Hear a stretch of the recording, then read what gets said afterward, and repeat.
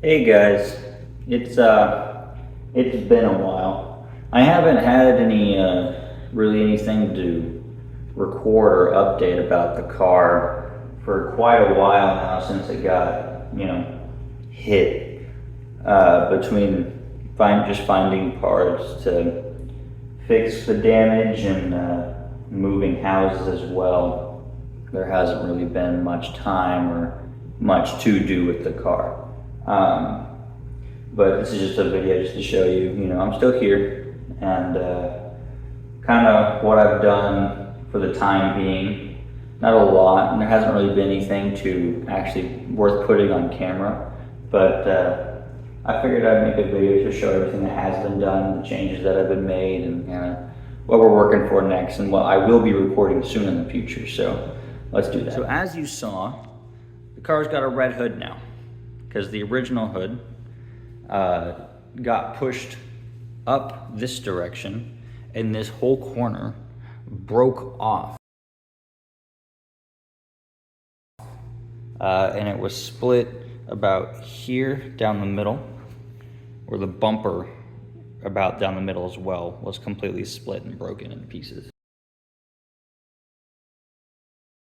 Which happens when your car is smaller than everyone else on the road.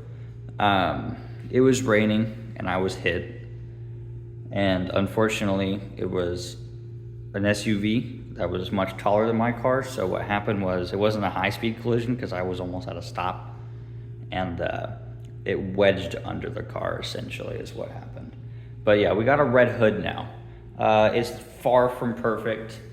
I'm gonna be taking a lot of time to do what I can to make it look better. This probably is not gonna be the permanent hood, but I am going to do what I can to repair it, straighten it up, sand it, paint it, do what I can to make it look nice.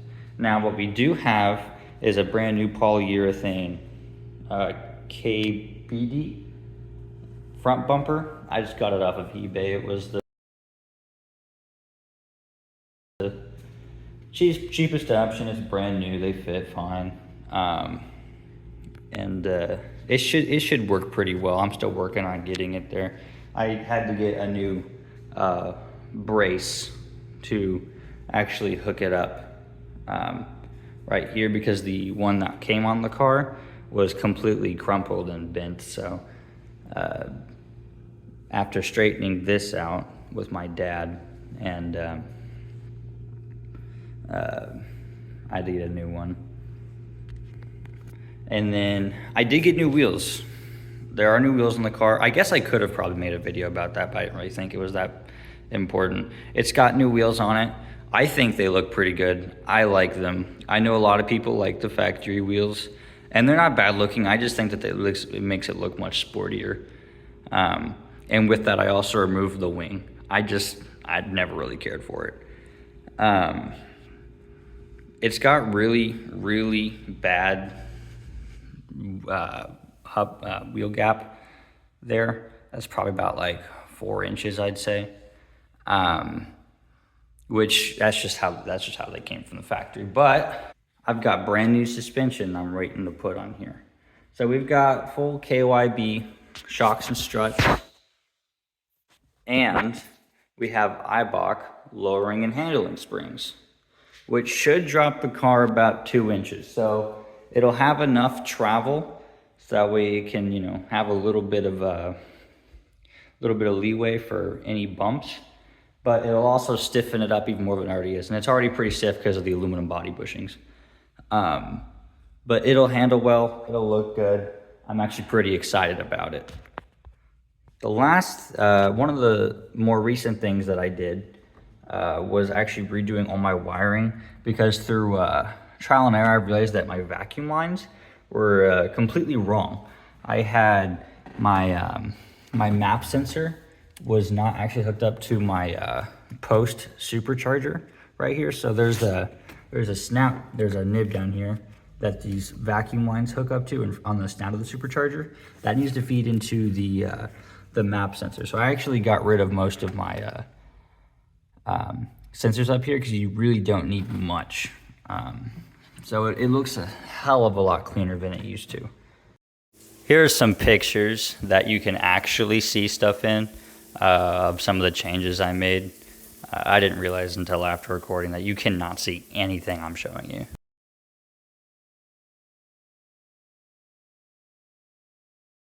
And then I just redid wiring and made it look a little bit nicer, and now it's looking tidier and looks like almost looks like I know what I'm doing. Following that, we have a better intake. So the previous one, if you watch any of the older videos where it shows the engine bay, just kind of had like a really cheap intake that just kind of hung right here and flopped around everywhere. Now I actually have a silicone coupler that goes into an aluminum intake runner, and it has this in the wheel well, so it'll get cooler air because it's, you know, separated from the engine bay.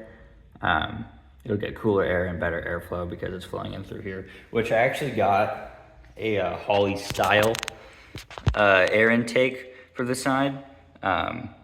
It's on the Fierro store. I don't know if it actually will make much of a difference. I mean, it's got a bigger air inlet over the factory. I'll show you the factory. These are the factory intakes. So I mean, it sits flush on there instead of sticking out. So I mean, in theory, it takes in more air. But as for like an actual difference performance-wise, I don't think there's really much of one. The last big project I have for recently to get this car actually going correctly, because it's never ran correctly, is redoing all the fuel systems, because the fuel pump that has had problems in the past is still having problems. It heats up really bad, and it just doesn't flow very well. I think it was just a bad pump. The brand, I'm sure, is fine, but the pump itself, I think, was a faulty one, and it overheats and doesn't flow at all. In fact, it cuts off flow after driving for too long or after driving up into higher RPM. So it's rated to be able to handle, I think it's rated at 340 LPH, but it doesn't do that. So we have an AEM fuel pump that does it does gasoline and E85, but there's not really a way to set up with a factory PCM